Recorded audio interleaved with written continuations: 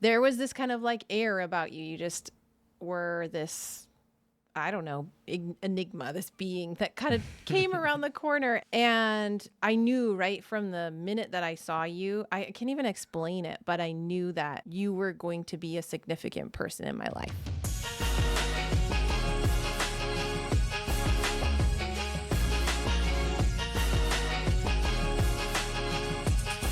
Hey guys, welcome back To the Better Together podcast. That was really well done.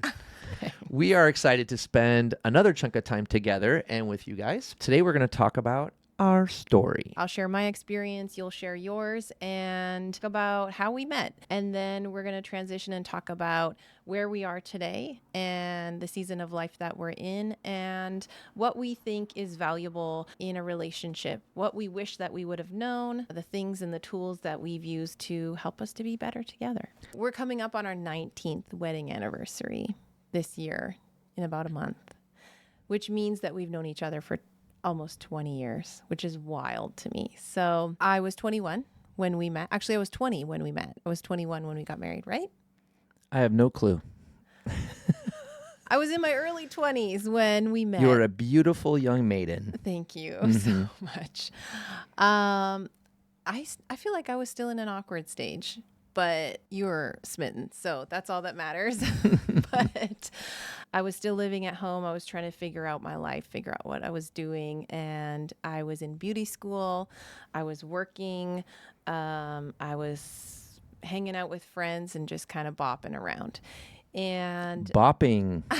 That's going to really resonate with the young generations. well, how do they say it these days? I was chilling. I was there you just go. chilling out, max, relaxing, all cool. Quoting Fresh Prince of Bel-Air is also not going to get you there with our kids. So Because first you have to explain who Fresh Prince is, have them watch several seasons of it, and then restate your statement. Okay, I was in my early 20s, and I was definitely the number one Rizzler in my group. Oh my gosh. Now you're speaking words I can't understand. And I met you. I was introduced to you by a dear friend named Jesse. We actually became friends because he was friends with my ex-boyfriend. And then you became friends with him, and you had worked with each other for a summer. He went away to work for a summer and he was back in town. So I invited him over. I was having a party. Well, it didn't start as a party. It was just kind of a gathering of friends. And then it turned into a party in my parents' basement. And usually you threw parties in your house when your parents were out of town. Right. This time you did it by mistake when your parents were sleeping in the house. it was unintentional. It just kind of escalated. But nevertheless, Jesse was invited. I hadn't seen him for a couple of months. I was stoked to see him. And so I invited him over and he asked if he could bring a friend, and he brought you. I remember coming to the door to say hi to Jesse, and I gave him a big hug. I hadn't seen him for a long time. And I looked over his shoulder, and this guy came walking around the corner of my parents' house. And We'll just call this guy Prince Charming, just because we don't know who you're talking about yet. okay. So If Prince Charming. Charming lives in his Ford Escort. Oh, man. And bathes at a rest stop and uses cucumber lotion, You're really dressing up homeless. hairstyling product. You were definitely like a vagabond, just kind of like carefree. I mean, the facts say I was homeless living in a car, but was I your typical homeless person? No, I still bathed at a rest stop. Well, I guess that's what homeless people do. That's what they do. All in. So, yeah, you were all in. All jokes aside, I had never met anyone like you before. You're from small town farm area, Yeah. outskirts of a large city, but Right. really kind of isolated from that city, self-contained little farm community. And I had never really traveled before. I'd been to California to go to Disneyland with my parents when I was 15. I had only been on the plane one time, that one trip. I didn't know this at the time, but like you led a very different life, very different upbringing than I did. And you'd had many experiences and had traveled the world. And there was this kind of like air about you. You just were this, I don't know, enigma, this being that kind of came around the corner. And I knew right from the minute that I saw you, I can't even explain it, but I knew that you were going to be a significant person in my life. Like I saw you and it was like, you know, they talk about love at first sight, or it just felt like I was struck by lightning or something. Like it was this like physical stop me in my tracks kind of moment. So if you want to all visualize what I was seeing, this guy came kind of like, around the corner and just strutting his stuff. And he was in these cargo shorts and these flip-flops, a John Deere shirt, long shaggy hair and piercings, earrings, tongue ring, the whole thing. And you were tanned and just this like... A real catch. I thought you just were so cool. Like I didn't know. There was just something about you. Like you were so different and just carefree. And I was like... who the heck is that? And Jesse said, this is my friend Joben. And then, that is a unique name. It's not typical. So then that kind of added like a little bit of a mystique, I guess. Like I was like, Joben, like what kind of name is that? Who is this person? Everybody who was at this gathering, we were all familiar with each other. We all knew each other. You were the only like odd guy out. And I was just drawn to you. So my mom shut down the party pretty quick, which I don't blame her. Now that I'm a mom, I'm like, oh man, all these, 20-something-year-old kids in my basement and I have to work at 6 a.m. the next morning. Like I wouldn't have loved it either. So she kicked us out. We ended up moving the party to a local bar and grill and you and I just hit it off. And this was back in the day, like before social media, before Facebook, before Instagram, all that stuff. Like we didn't even have smartphones. I think we had MySpace. We definitely had MSN Messenger. And I didn't have my own cell phone. We exchanged numbers that night. We exchanged MSN Messenger. You made a point of not exchanging numbers. But it was a number attached to your Messenger? Or that was just your email? Yeah. That was my Hotmail. You are leaving out the point that you Okay. refused to give me your phone number. We didn't exchange numbers, but we exchanged information, right? And that was in the form of our email addresses. You had worked on cruise ships in a previous life before I had met you. All I wanted to do was get out of my small town. That's why I was going to beauty school. I thought, I'm going to go to school and learn how to become an esthetician. And then I'll go work like in a spa, at a resort, on a cruise ship. I'll go somewhere in the world and have this worldly experience. I thought that you could help me because I found out that you worked on cruise ships. You had no intention of helping me. I knew that cruise ships were like 90210, like it's just a love garden. And I was like, there's no way I'm helping this girl go meet her next boyfriend. But you did take my information. Oh, kind yes, of course I on did. The Under the premise or guise belief that you were going to help me. But then we went home, we went our separate ways that night and we both logged on and then we chatted all night long. And you and Jesse went on a trip to an island, Vancouver Island. I think you left the next day. Yep. And For you were almost 2 planning weeks. to be gone for 2 weeks. And you and I talked every single night. We would get on the phone. I was on my parents' landline and you were on a payphone somewhere. We would talk sometimes for 6, 7, 8 hours at a time and fall asleep on the phone. And most often it was you falling asleep on the phone. I would start to hear your breathing change, and then I'd be like, "Are you there?" but after No response, and I knew someone's taking a little nap right now. after like a week or so of this like long distance dating and kind of like blind dating, like it was all this weird like kind of experiment. You came back to the mainland and we went on our first official date, which was also like everything happened in that first date. I met your parents, you met my parents. We had our first kiss. We made it official. We didn't have our first kiss then. Well, I kissed you that night. Yeah. It was our first kiss. Oh but yeah. It wasn't the first one I initiated, No. which is odd when you get to my version of the story. So yeah, it all happened really fast, and that's how we met. And nobody really believed that it was a real thing Right. because it was so fast. Yeah. Yeah. Came out of nowhere, was really fast, and it just kind of escalated really quickly. In a good way. Yeah. My version? When it's right, it's right. Well, that's right, that's right. When you know, you know. How do you know? You just know. That's the answer that's so helpful. So you tell your my version. my Yeah. experience, not my version. It's the same experience, but yeah, my experience within our shared experience. So I went to my brother's wedding, Mm-hmm.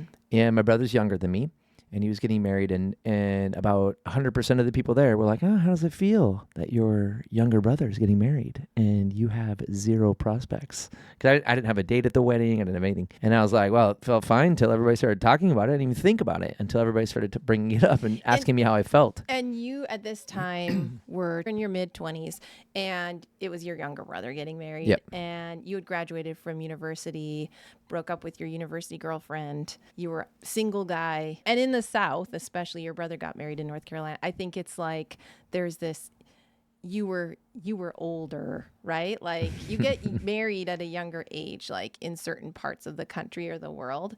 And so I think there was sort of this like, I don't know. Why aren't you doing what you're supposed to be doing? So I'd never really thought about it or been concerned about it. Did you feel like that affected you when people were saying that? I was just like, I just made jokes about it. Yeah. So then there was a month gap between his wedding, this wedding that I attended in North Carolina, and then the reception, which was going to be in Canada. So the people that maybe didn't have passports, but we had friends in both countries because my dad's Canadian, my mom's American. And we went to university in Canada, but had a lot of connections to the U.S. as well. Josh wanted people to be able to attend. And so he had a month gap in between. And so in that gap, my sister and I went on a cruise. So I go to his wedding, and then I go on a 13-day cruise with my sister. Mm-hmm. And then I come back, and a day later I go for this trip, this awesome travel experience all around Vancouver Island. I'm not in one place for any amount of time that is reasonable to find a girlfriend, right? And so it's just boom, boom, boom, boom, boom.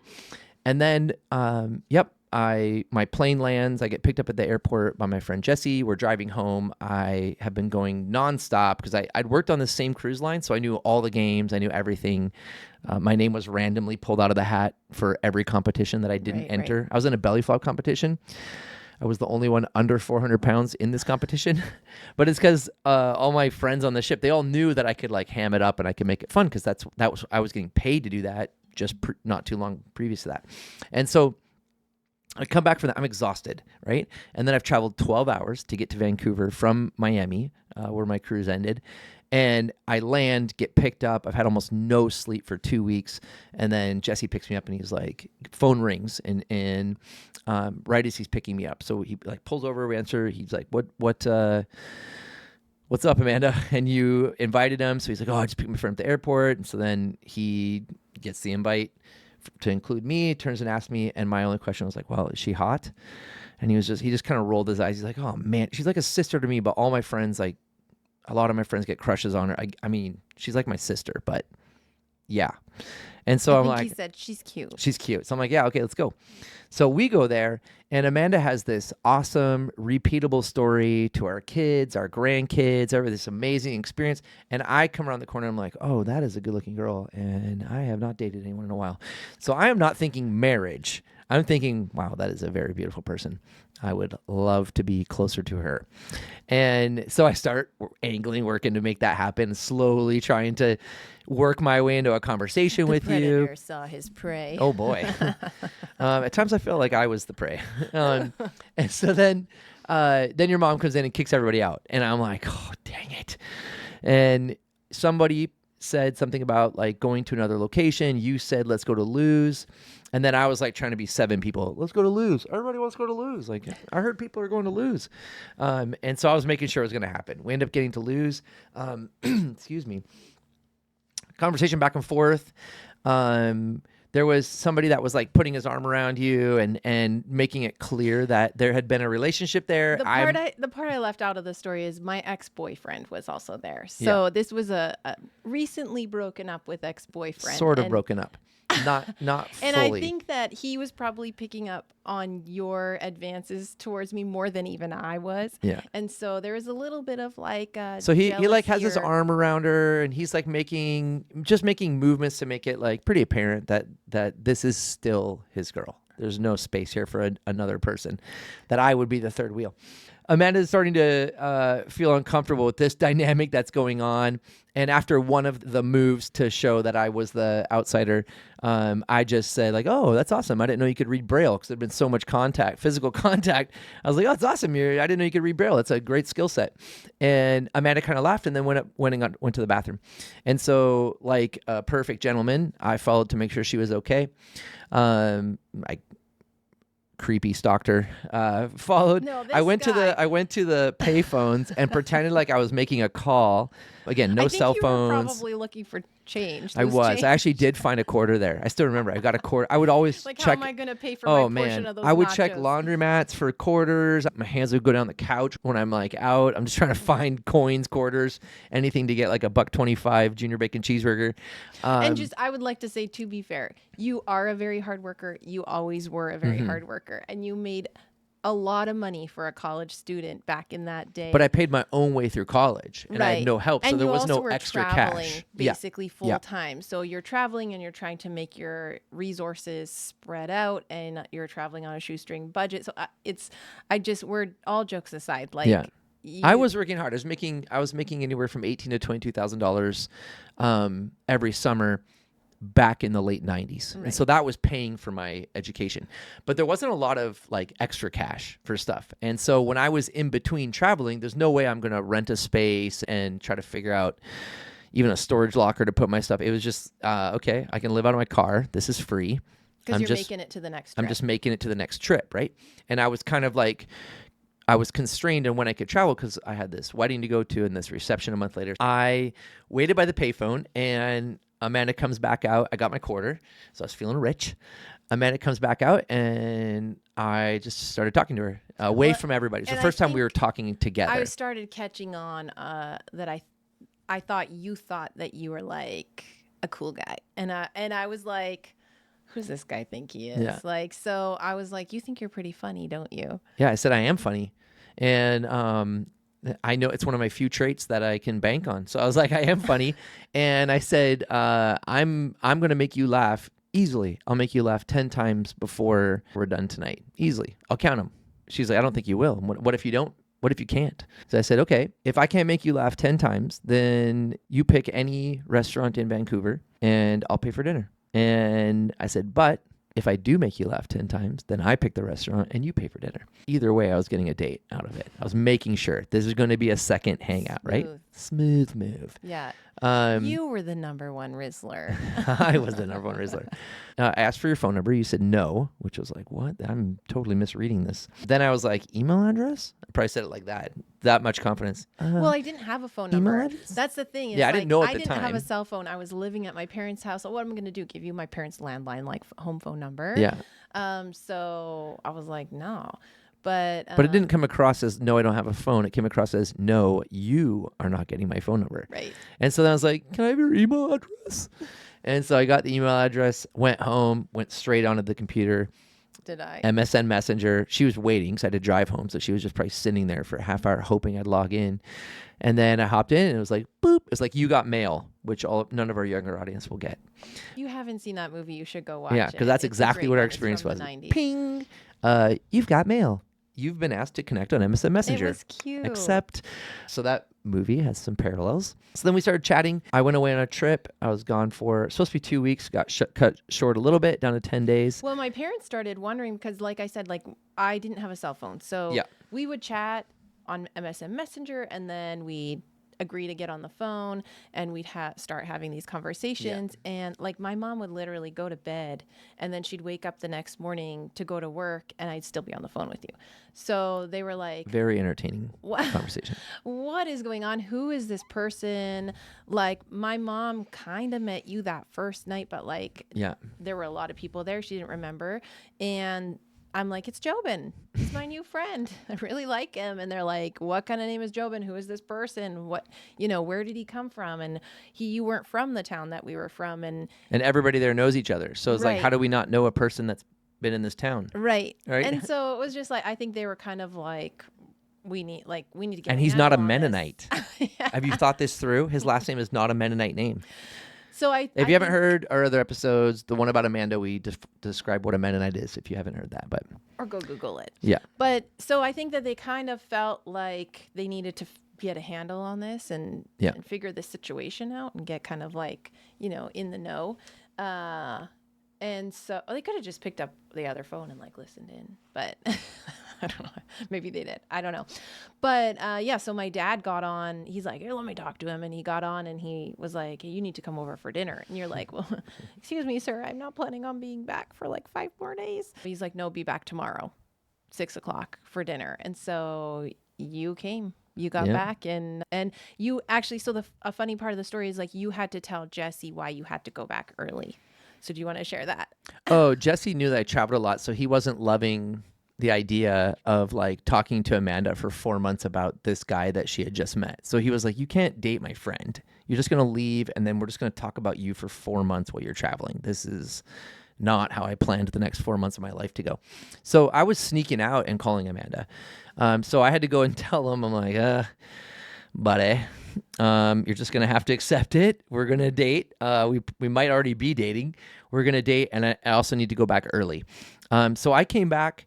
I met your parents that night. Or sorry, I came back. I said to you, I'm like, we didn't have social media. And so I came back and I was like, "Hey, I don't really remember what you look like." I'd seen you one time at night. And you started laughing and you were like, "I don't remember what you look like either." And so we basically did that, they got Love is Blind. We did one of Yeah. those episodes where you just get to know each other without seeing each other and without knowing what they look like. Cuz I'd seen you and I knew I was attracted to you, I knew you were cute, but I didn't remember what you looked like.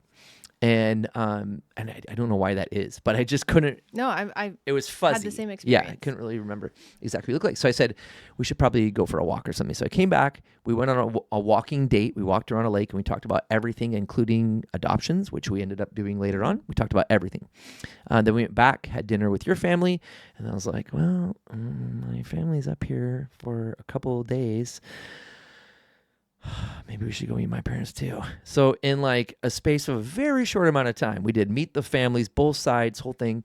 And then I took you to my brother's wedding as my date. Well, no, first that night. Okay, so you came, picked me up. We went to this park. We talked about everything under the sun, and it's actually really cute. We went back a year later. We got married, or less than a year later, and we went back to that park and took wedding pictures, which is really sweet. But so that technically was our first date. Yep. Seeing each other for the first time. And then you meet my parents, I meet your parents, and then you bring me home that night and you were like, "Well, so my brother's wedding reception is tomorrow and I'd love to bring you." And I was notorious at that time for calling out sick at my job. I was like on the brink of being fired, and I knew if I called out one more time, I'd get fired. And I was like, "I got to work tomorrow." And I was like, "Well, I'll just call out." And I did, and I got fired. But it was totally worth it. And so we decided, yeah, I'm coming to the wedding reception tomorrow. And I was like, "Well, what are you going to call me? Like, what are we?" And this was like the DTR, right? Like determine the relationship moment. And you were like, "My girlfriend?" And I was like, "Cool. Well, if I'm your girlfriend, like we should probably kiss." And you were like, "Well, I have to tell you something. I promised Jesse, our mutual friend, that I wouldn't kiss you for a month because that would prove to him that I was really serious about this." Yeah. Because that was his concern, is that like you wouldn't be serious about it and maybe like things would, Yeah. And you go up would in be flames, and then yeah. he'd have to like deal with the fallout, deal with the my burnout, broken heart. And the so flame out of this relationship exploding. I wasn't privy to this agreement and I wasn't on board. And so I was like, well, I didn't make an agreement with Jesse. And so I guess the loophole is that if I kiss you, like you're not kissing Then she me. kissed a boy and she liked it. So I went in for the kill and I kissed you first and you kissed me back. Obviously. But Jesse just had to deal with it. Yeah. So, and then we kept kissing. So then I took Didn't stop. I took her to the wedding. And everybody, so a lot of the people had been at the other wedding, Right. Because they're invited to both, right? They've been at the wedding and now they're at the reception, which was a big party with friends and family. And a lot of people who had commented about, "Well, how does it feel to not have any prospects and your brother's way ahead of you in life. Now I mentioned, hey, I'd like you to meet my super hot blonde, significantly younger than me girlfriend. Because, you know, it was 26 and 21, 26, 21, I think at the time. And everybody's like, I roll. And people Like, were, where did you find yeah, her? How much where did you did find, you where did pay you find her? What is, yeah, How long have you what known is her? this? And then they started grilling her. Like, what's his middle name? Where's he from? What's his hometown? What's the When's name of his first birthday? dog? Yeah. What's his birthday? What they didn't know is that we had done 2 weeks of 5 hours a night sharing all that information. So Right. you knew more in 2 weeks than would be typically be shared, right? Right. I had collected all the data. All the data was all logged, categorized. So you performed quite well. Thank you. You are a very social introvert.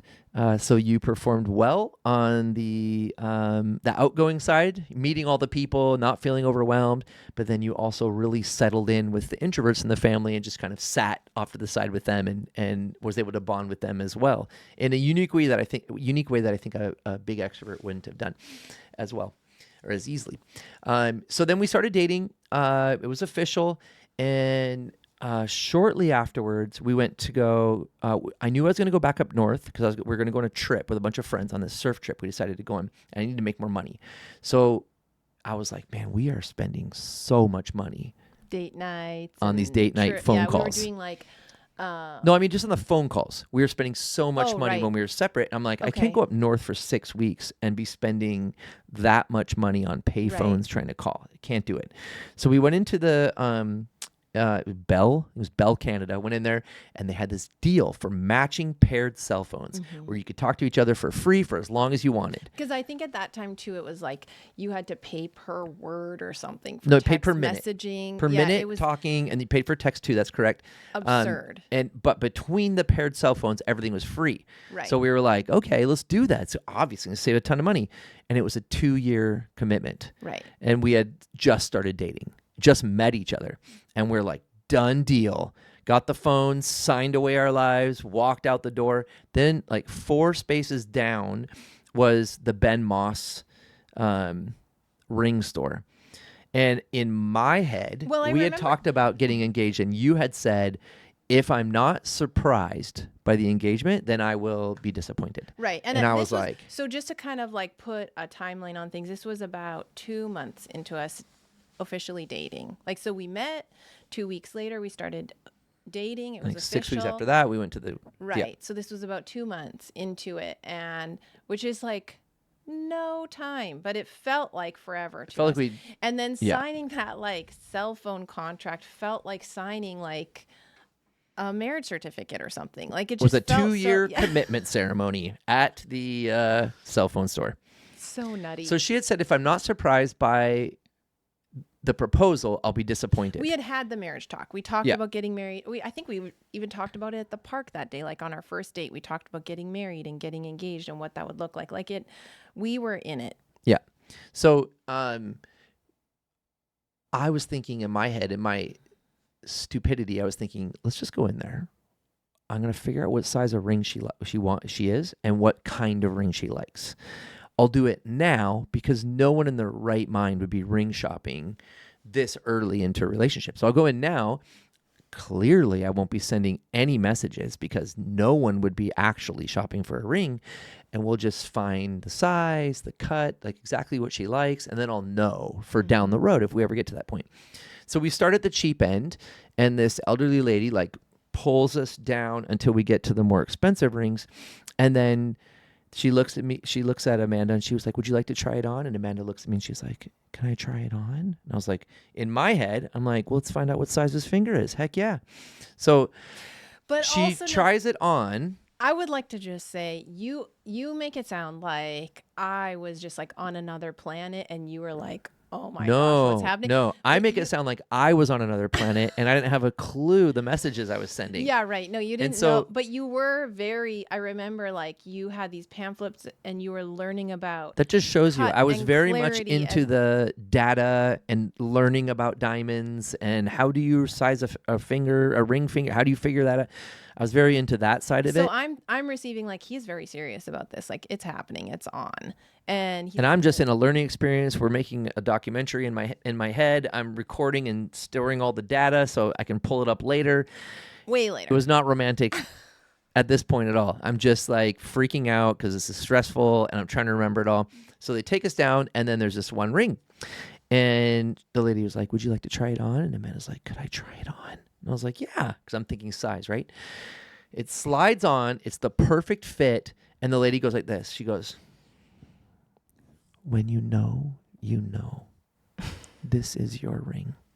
And I was like, oh, no. Yeah. And so then she's like, would you guys like me to box it up for you right now?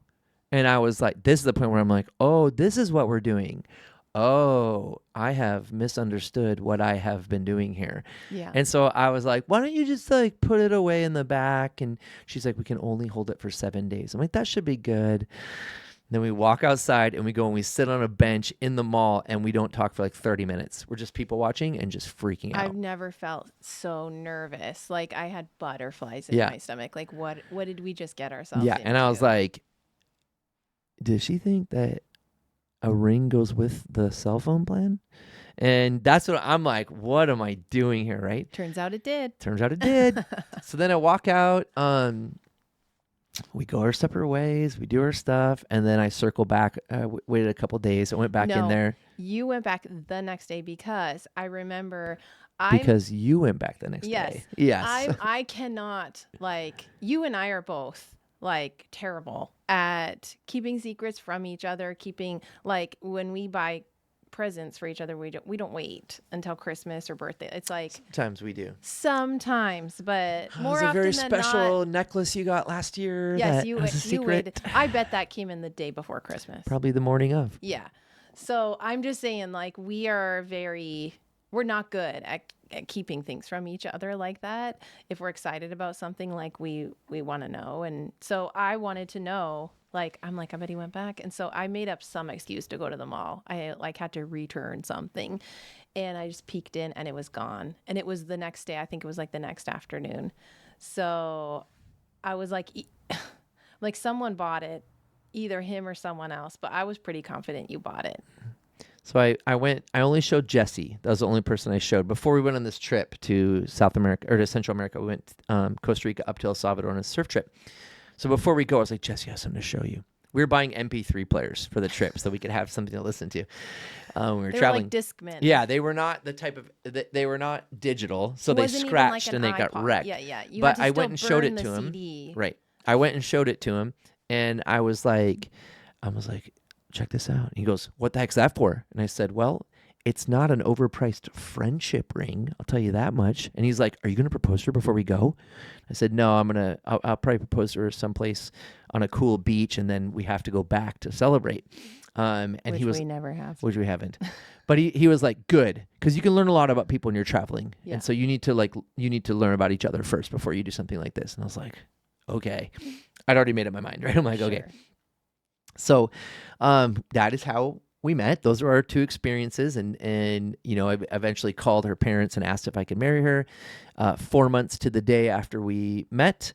And her parents said, well, it's about time. And I was like, what? They said, you knew a long time ago that you remember 4 months. You knew a long time ago that you were going to marry our daughter, and you've just been dragging your feet ever since then. And so I actually burst out laughing. And then I was able to propose to you. I had the blessing to move forward. Then we got engaged, got married less than a year after the day that we met. After less than a year than we met on August 23rd. We got married on August 20th. And we got married August 20th. Yep. Yeah. So we woke up the next day after getting married, and we were like, oh, wow, we didn't know we didn't each even other know each other a year ago. Yeah, that was wild. So wild. So, relationship today. What does today look like?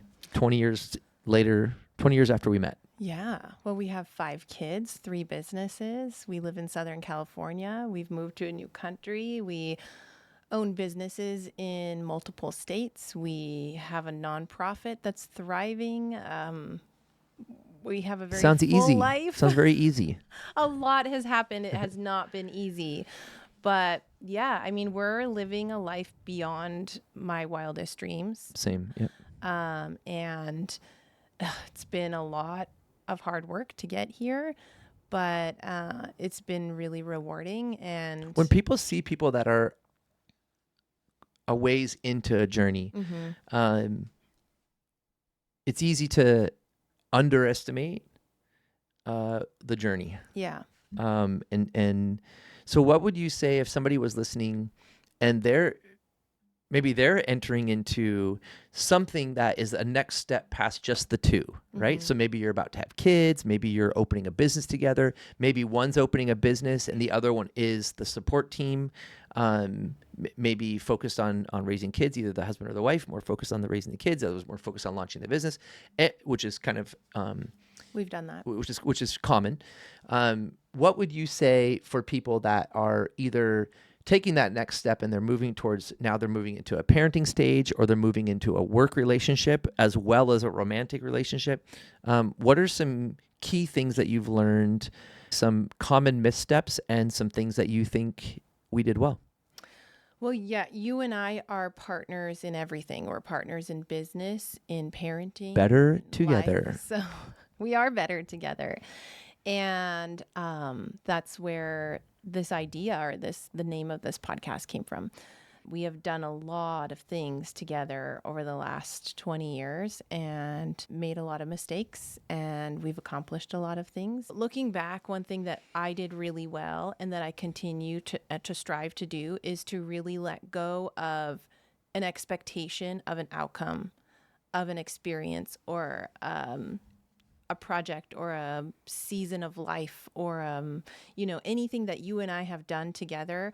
I've tried to hold the expectation of the outcome very loosely, and I think that that's helped me to be more appreciative and to push myself further and to experience things fuller, because when you let go of the expectation of an outcome, then the outcome can be so much better than you ever imagined. And I think that that's been true for me. I've seen it happen over and over and over again. And maybe it's become easier for me over the last, decade than it was in the first decade of our relationship. But I've definitely seen the fruit of that.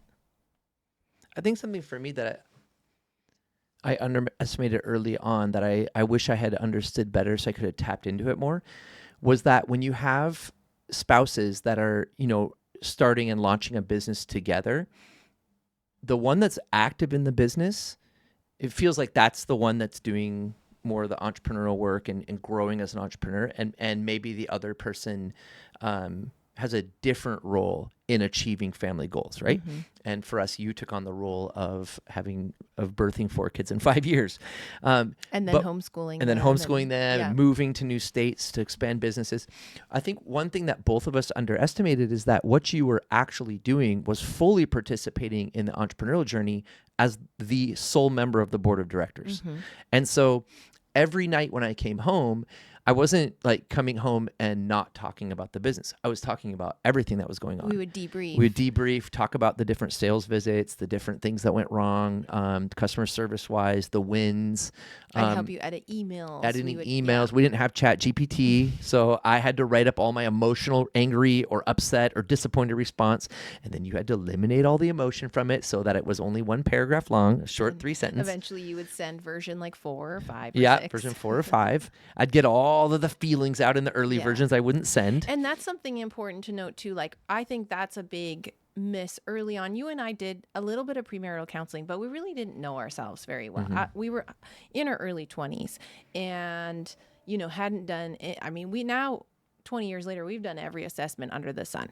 Know thyself to lead thyself, right? Yep. Like, that's really important to us. And I think if we would have known how we were wired, we're yin and yang, like ENFP, ISTJ, connector, nurturer, feeler, thinker. Like, we are so opposite on so many levels, but I think that complements really well. Like, we're very complementary, but we didn't know back in the day, like, how to best receive and give communication and love and all of those things. And there were so many arguments that just escalated that didn't need to. Yeah. I remember one time, not understanding intention. Right. Early on, I think we were newlyweds. Like, the movie theater? No. Oh. We sat outside of a movie theater and missed the movie because we were talking about a That was non-issue. actually more recent than what I'm talking about. But That was in Red Deer. well, early on, like I'm talking about like within our first year of being married, we had gotten into an argument and you wanted to talk it out. Like you did not want to leave the room until it was resolved. And I need to process and I need to take my time, right? And I live a lot in my head and I needed to just like work things out. And I remember like trying to come up with I couldn't communicate that, but I just like needed to come up with an excuse to leave.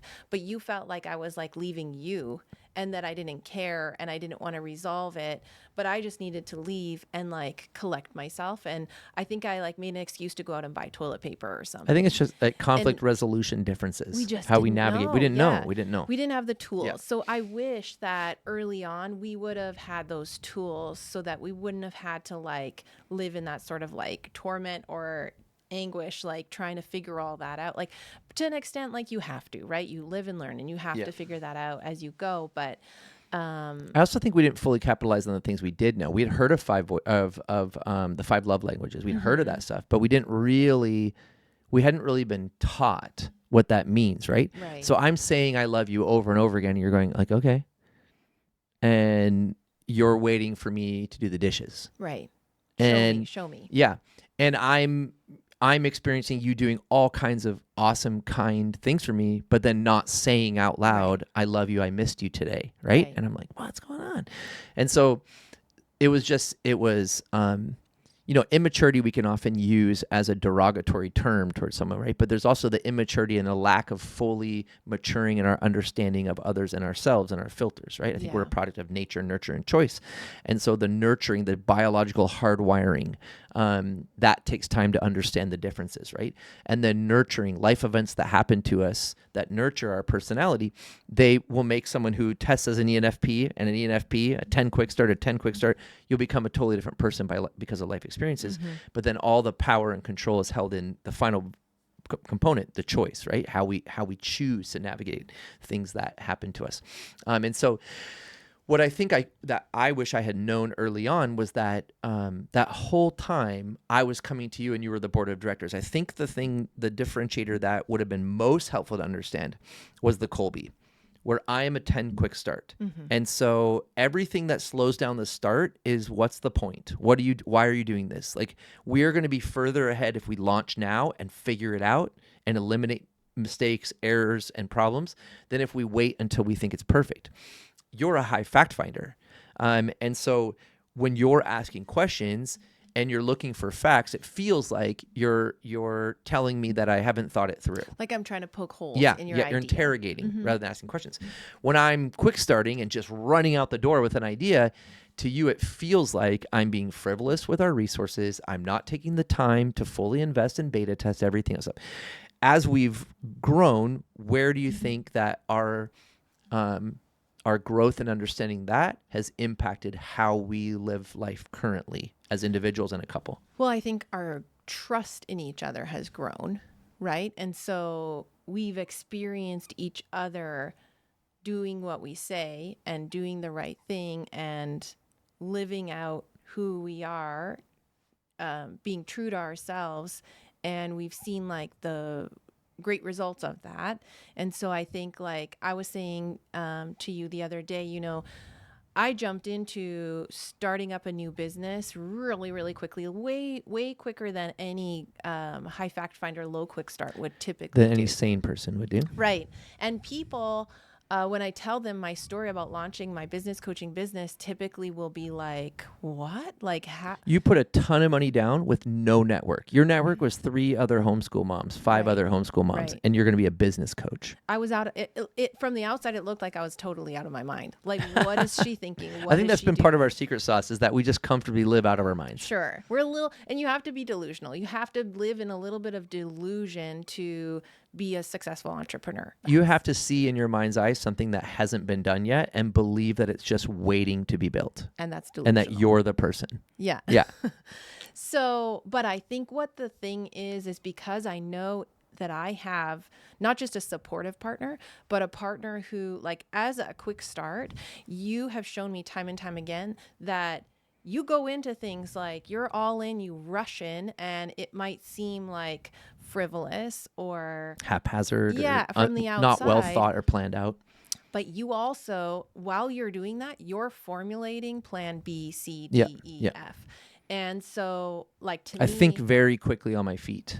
that's almost like having, like, you know, those firemen outside a burning building and they're holding that like bouncy thing that people can jump out of and like bounce right off of. Trampoline, I feel, well, is it a inflatable, trampoline? I don't know what it is. Yeah. gigantic inflatable pillow. I just picture like when I'm in a situation where I typically like I'm not wired to just jump right in with both feet. I feel like I have that ability to, because like, and maybe in our relationship, I'm a 3 quick start. You're a 10. You probably bump my 3 up to a 7 because I have this like trust in you that you're going to be at the bottom with that bouncy thing, like ready to nature, catch me. nurture, choice. I've created nurture life events Right. and experiences that have influenced your biological hardwiring, which is Yeah. to slow down and collect data.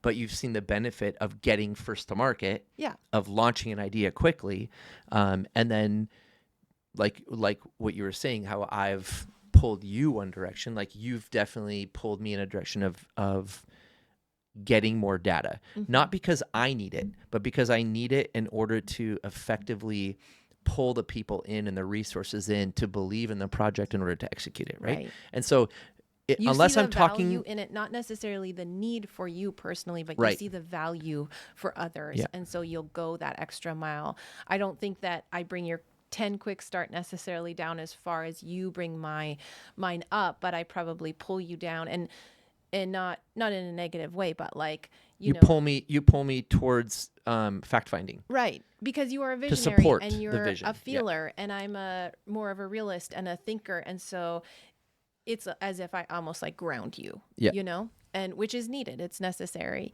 So I Needed think and that necessary. I think that it's just this balancing act, right? And we're cognitive of it. That's the thing, is like when you're not aware of who you are or who your partner is, then that can be so frustrating, Yeah. right? But because we have that awareness and that we're cognitive about it, I think that we can like stop ourselves in our tracks in those situations where we're like more like shifting towards the gear that we're wired of or what have you, and really lean into the other person's perspective easier. Does that make sense? You said it earlier, know thyself to lead thyself. All those tests, we recommend the 5 Voices by Giant Worldwide for understanding your own communication filters and the communication tendencies of other people. Myers-Briggs is certainly good for self-development. It's kind of tough to project that on other people and figure out which of the 16 letter combinations someone else is. That's 5 Voices took that data and created something that's easier to digest. So 5 Voices, love language is important. Right now I have the book, I'm working through the love languages for children, understanding that for your kids, because they don't all experience or receive love the same way. They don't need the same way. We have one child that hugs us all the time and says they love us all the time. We have other ones that do things for us. They do little things here and there, and that's how they show love.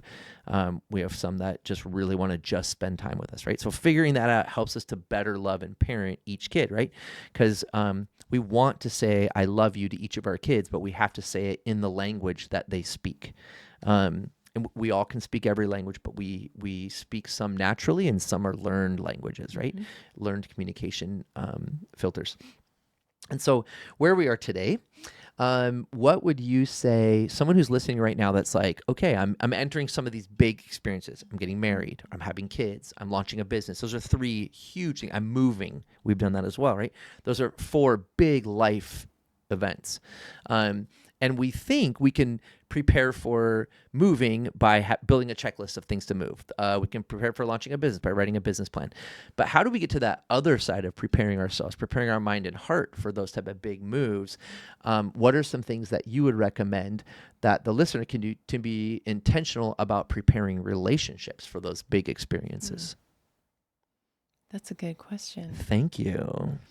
I'm a 10 quick start. I thought of it on the spot. What does your gut tell you? My gut tells me five voices is where we start. Yeah. I think for us, that's where a lot of our growth and our understanding of each other and what you're actually saying and what I'm actually saying Because what do started they always to say? Like the come number together. one issue in a relationship is lack of communication, right? Yeah. So if you can up level your communicating with your partner and the understanding of how they best receive communication, what they're saying, what they're implying, what their intention is. If you can get better at that, like you're squashing that. Well, a great example. Like so you're a nurturer. According to Five Voices, you are a nurturer. Your avatar is the medic, right? Yeah. You don't carry a weapon.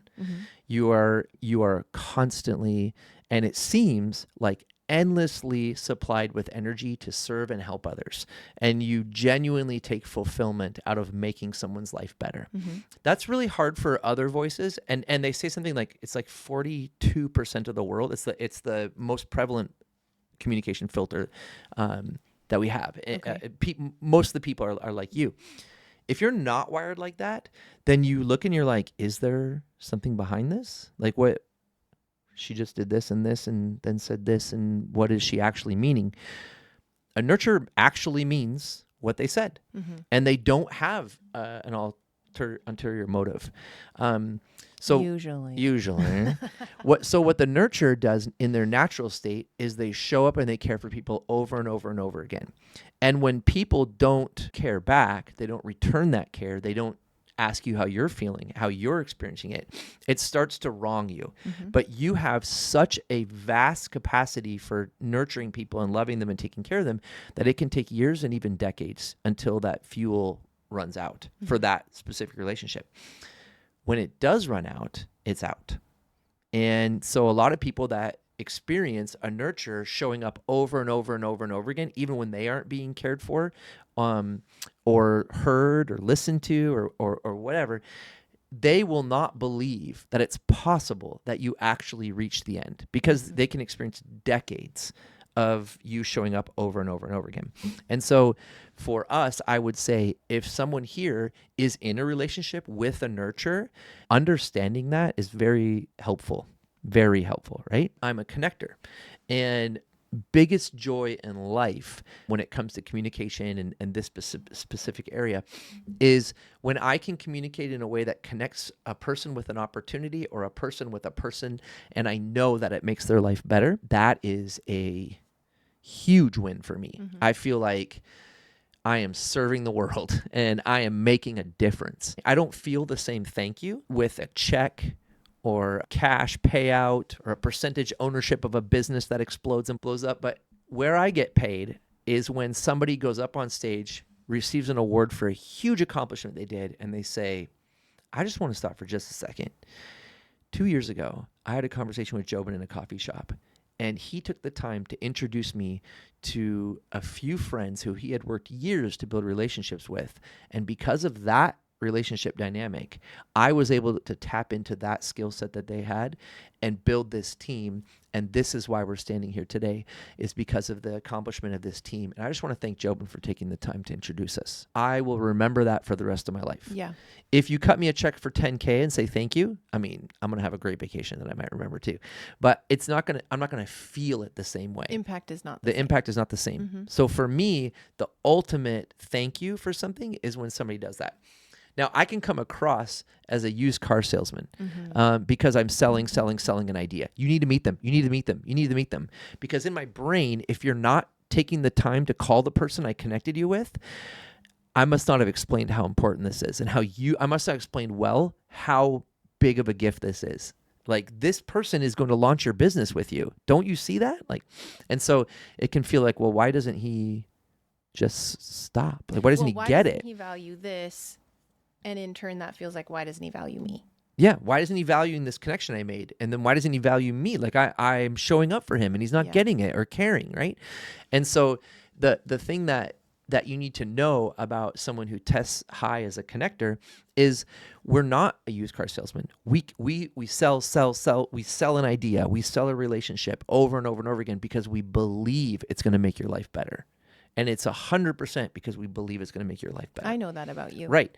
But if you don't know that, then you don't know that I cannot sell anything I don't believe in. Right. I can't. My heart can't do it. My mouth can't do it. My head can't do it, because I'm only selling an idea because I have, as a 10 quick start, I have toppled the dominoes all the way to 2 years out, and I can see the picture.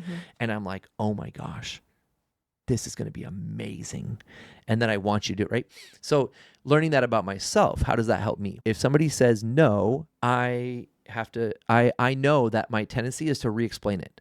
And so knowing that about myself, it helps me to better listen for, is this a no because they don't get it, or they get it and they just don't want it? Because if they don't want it, then I'm not serving them by continuing to push an idea, maybe once a year instead of once a month or once a week. Knowing this about yourself, it means that when you start to have feelings of like, I'm over it, you need to be really aware that you're actually at the very end.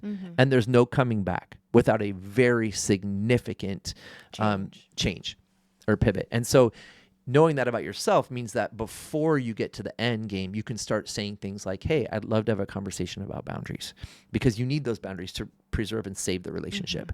But then when that is not accepted, it provides clarity for you.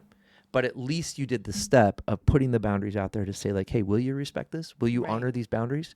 We talk a lot about boundaries and contracts in business and stuff, but also in relationships with loved ones, friends, family, people we collect, friends who become family. And so I think that the number one thing, to get back to answering your question, the number one thing is understanding your communication filters. Because once you start to understand yours and you begin to accept that your filters are not like anyone else's, you have a grouping that you're similar to, but nature, nurture, choice makes it different. I can tell when I'm talking to certain personality types, especially the ones that are in contrast to mine, right? We use the guardian voice, the one that needs all the beta tests, right? Not you, the guardian. And I was eliminating all of the guardians from my leadership team because they felt like downers. Like, why can't you just get excited like the rest of us? Well, it's because they're thinking only in execution. They're thinking in that they're willing to put their brain towards the future, but they're thinking in execution of how we get there. And I'm just thinking of the end result and how exciting it is, right? So I need that voice there. So that's been the biggest thing for me, was better understanding communication filters and wishing that I had access to the 5 voices. You can take a analyzer test and it gives you all the results and stuff. It's very, very, very helpful and awesome. If anybody comments, reaches out to us, I can share. I went through the whole process of becoming a guide to teach people. My mom is a guide. I did it during COVID, learned all that in case that needed to be my next step. Yeah, I think communicating is key, and learning about your communication filters is super helpful. But even just to expand on that, like, I think it all boils down to know thyself, to lead thyself. You have to know. You can't just like be in it to get to know your partner. Like, you have to get to know yourself. You will get to know your partner by getting to know yourself. And they'll benefit from you knowing yourself better. And so I just think at the end of the day, like, all of those assessments, and some are better than others, some are more accurate than others, and things do ebb and flow and change too. So you might need to take them, in another season of life. It might be, you might get different results. But I think for sure. If you're like stay-at-home mom and then you're an executive of a large business, you might get some different communication filter results, but absolutely. but similar in its pattern. Right. But I think the key is just continually learning about yourself and being on that path to mastery of knowing yourself. It will serve you in your relationship, and you'll be a better partner because of it. I hope we have an episode coming up where we talk about how amazing it's been to be in our 40s. We'll have we to need do to, because I think enough people, there's a lot of people, I heard a funny thing along that line where someone was saying, like, nobody's afraid of turning 20 because we don't listen to teenagers. Yeah. Everyone's afraid of turning 30 because we listen to all the 20-year-olds in college, and like, what are we doing? And so we project out and we're like, well, the 40s must be even worse, right? We have this line at 30 where we think we've gotten old. Everybody who's decades beyond 30 just laughs at it, right? And it's very humorous for the rest of us to watch this like huge freak out at 29 years old of children, right? Because when you look at the length of life, the longevity of most, the typical lifespan of a human, 29 is pretty short. But 40s have been incredible Yeah. for us and for by no so many of means- our friends. Not By easy. no means do we have things figured No. out. No. But I think you get to a stage now that we're in where like we've been married for 20 years, we're in our 40s, and it's like we're able to live. Like we're not just like, figuring it all out like as we go along. To an extent, we're all just figuring it out as we go along, but like there's something just that shifts like in this next season of life. I'm just really excited to I would say even disconnected from the relationship. We have two things parallel that are both, being together 20 years, being in our 40s. Those are two things that both inform how we experience life today. But I would say